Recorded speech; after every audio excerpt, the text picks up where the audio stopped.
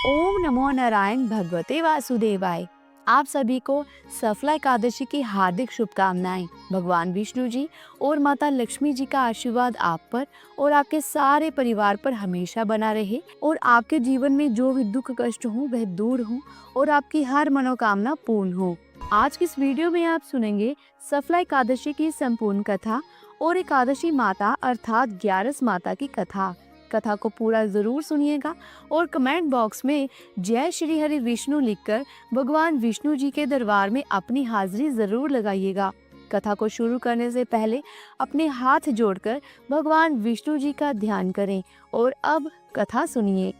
देखिए, महाभारत काल के समय धर्मराज युधिष्ठिर को भगवान श्री कृष्ण जी अपने श्री मुख से सभी एकादशी व्रतों का महात्म्य सुनाते रहते हैं।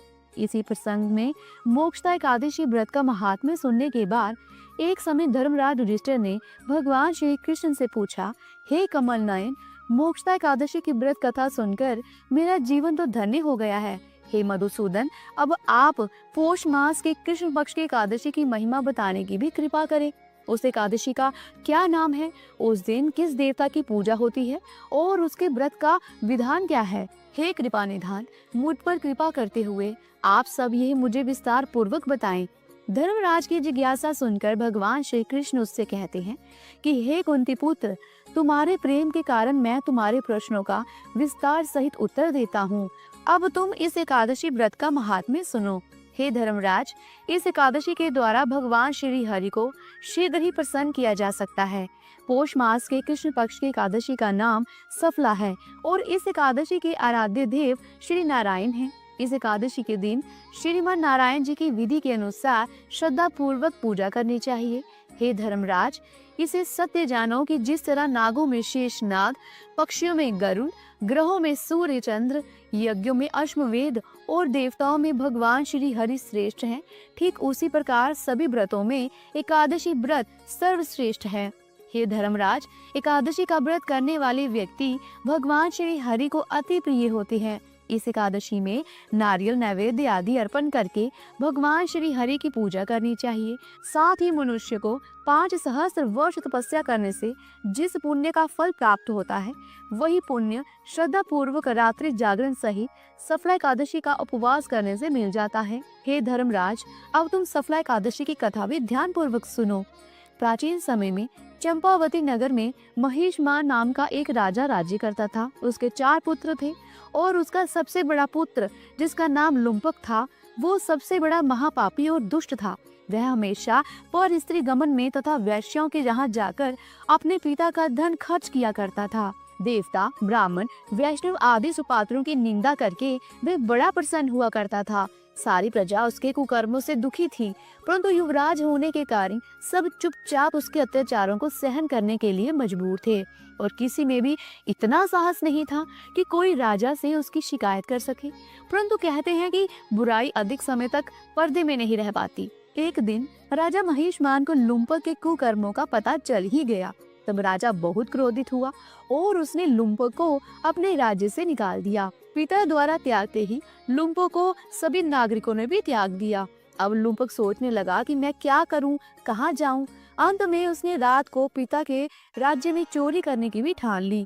अब वह दिन में तो राज्य से बाहर रहने लगा, परंतु रात होते ही अपने पिता की नगरी में जाकर चोरी और अन्य बुरे काम करने लगा।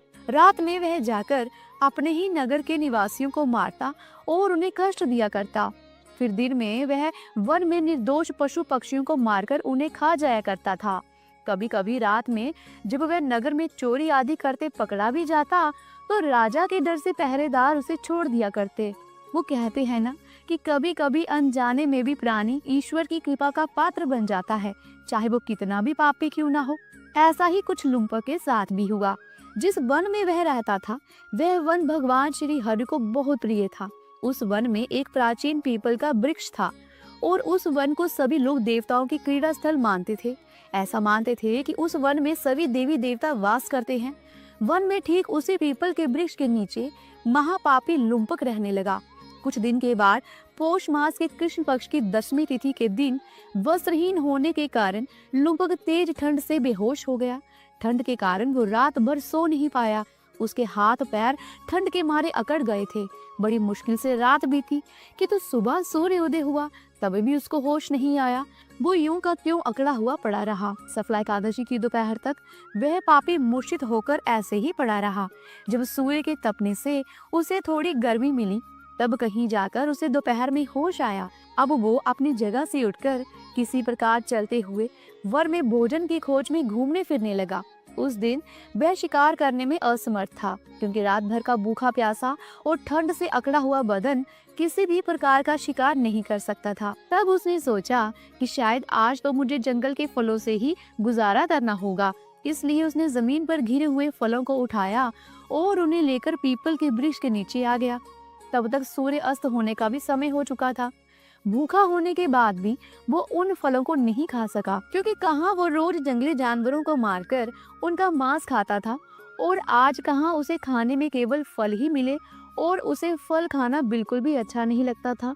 इसलिए उसने उन फलों को उस रात को पीपल की जड़ के पास रख दिया और दुखी होकर कहने लगा, हे प्रभु, ये फल आपको ही अर्पण है, इन फलों से तो केवल आप ही तृप्त होइए।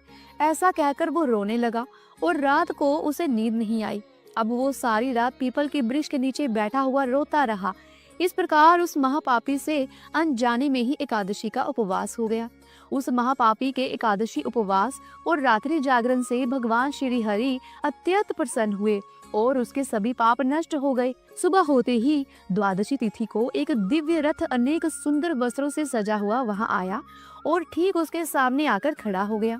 उसी समय आकाशवाणी हुई, हे युवराज, भगवान नारायण के प्रभाव से तेरे सभी पाप नष्ट हो गए हैं। अब तू अपने पिता के पास जाकर राज्य प्राप्त कर। जब ये आकाशवाणी लुम्पक ने सुनी तो वह बड़ा ही प्रसन्न हुआ और कहने लगा, हे प्रभु, आपकी जय हो। ऐसा कहकर उसने सुंदर वस्त्र धारण किए और फिर अपने पिता के पास गया। पिता के पास जाकर उसने सारी बात अपने पिता को बताई।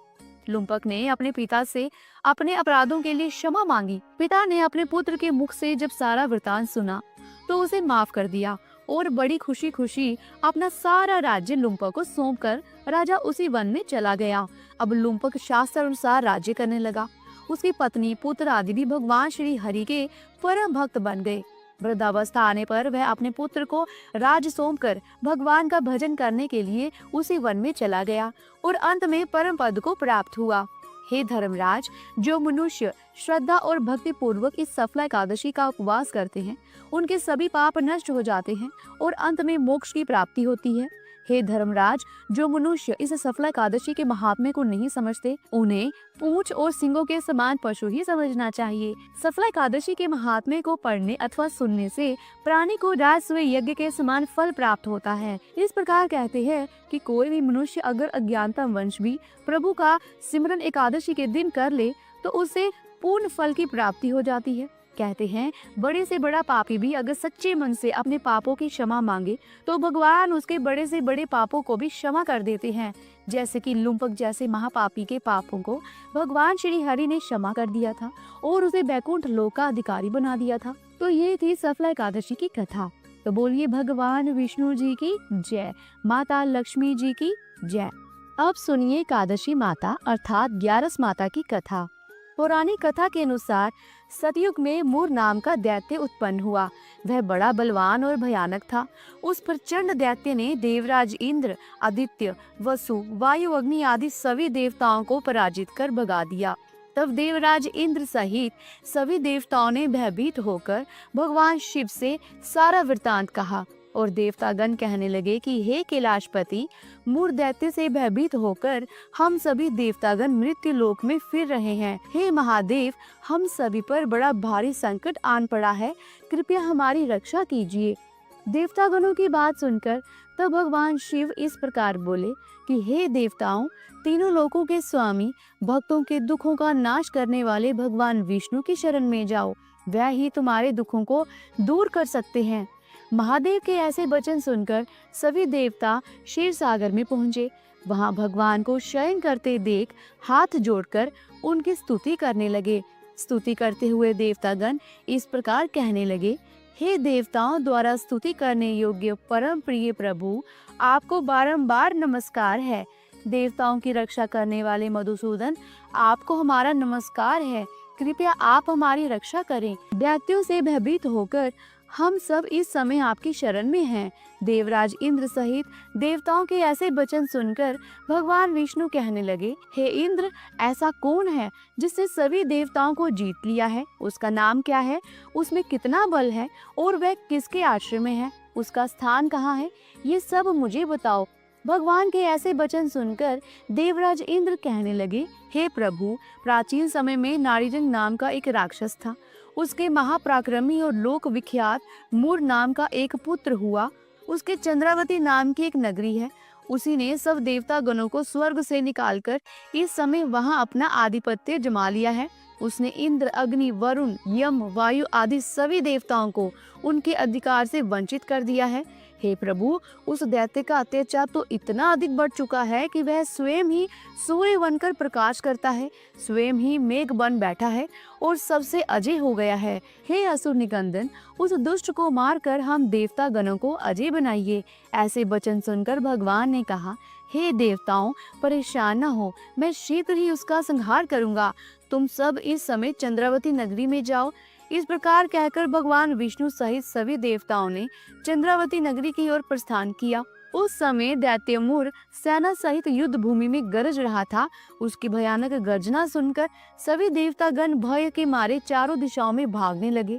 जब स्वयं भगवान विष्णु रणभूमि में आए तो दैत्य उन पर भी अस्त्र शस्त्र आयुध लेकर दौड़े। भगवान ने तब उन्हें सर्प के समान अपने बाणों से बींध डाला। बहुत सारे दैत्य इस प्रकार मारे गए, केवल मूर बचा रहा। वह अविचल भाव से भगवान के साथ निर्भय होकर युद्ध करता रहा। भगवान जो भी तीक्ष्ण बाण उसे मारने के लिए चलाते, उसके लिए वह पुष्पवान सिद्ध हो जाते। यहाँ तक कि भगवान से युद्ध करते समय उसका सारा शरीर छिन्न भिन्न हो गया, किंतु वह लगातार युद्ध करता रहा। 10,000 वर्षों तक इस प्रकार कहा जाता है कि उनका युद्ध चलता रहा, किंतु मूर नहीं हारा और न थका। मूर से कई वर्षों तक लगातार युद्ध करने और युद्ध में थककर साथ ही अपनी माया रचने के लिए भगवान विष्णु बद्री का आश्रम चले गए। वहाँ हेमवती नाम की सुंदर गुफा थी। उसमें विश्राम करने के लिए भगवान उसके अंदर प्रवेश कर गए। वह गुफा 12 योजन लंबी थी और उसका केवल एक ही द्वार था। विष्णु भगवान वहाँ योग निद्रा की गोद में सो गए। देखते ही देखते मूर भी उनके पीछे पीछे आ गया और भगवान को सोया हुआ देखकर उन्हें मारने के लिए तैयार हुआ। तभी भगवान के शरीर से उज्जवल कांति में रूप वाली देवी प्रकट हुई। देवी ने जब अपने सामने मूर नाम के दैत्य को युद्ध करने के लिए तत्पर देखा तो उसे युद्ध करने के लिए ललकारा। तब देवी ने मूर दैत्य से युद्ध किया और उसे तत्काल मौत के घाट उतार दिया। उधर जब भगवान विष्णु योग निद्रा की गोद से उठे तो उन्हें सारी बातें ज्ञात हुई।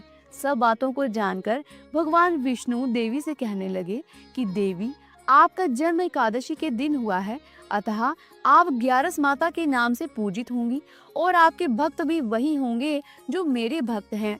11 के दिन अर्थात एकादशी के दिन जो भी भक्त सच्चे मन से मेरी पूजा करने के साथ साथ तुम्हारी भी पूजा करेगा, उसके घर में कभी अकाल मृत्यु नहीं होगी और हर आने वाले संकट से भी परिवारजनों की रक्षा हो सकेगी। ऐसा कहकर भगवान विष्णु अंतर ध्यान हो गए। तो बोलिए विष्णु भगवान की जय। तो प्रिय श्रोताओं, उम्मीद करती हूँ कि आज की इस वीडियो में दी गई जानकारी आपको अच्छी लगी होगी। अगर वीडियो अच्छी लगी है तो वीडियो को लाइक करें, शेयर करें और अगर चैनल पर पहली बार आए हैं तो चैनल को सब्सक्राइब करके बेल आइकन के बटन को ज़रूर प्रेस कीजिएगा, क्योंकि यही एकमात्र ऐसा जरिया है जिससे कि हमें पता चलता है कि आपके लिए वीडियो कितनी उपयोगी है और फिर हमें ऐसे ही धामी भरी वीडियोस बनाने के लिए प्रोत्साहन मिलता है। जल्दी मिलती हूँ एक नई धामी भरी वीडियो के साथ। तब तक के लिए जय श्री हरि विष्णु।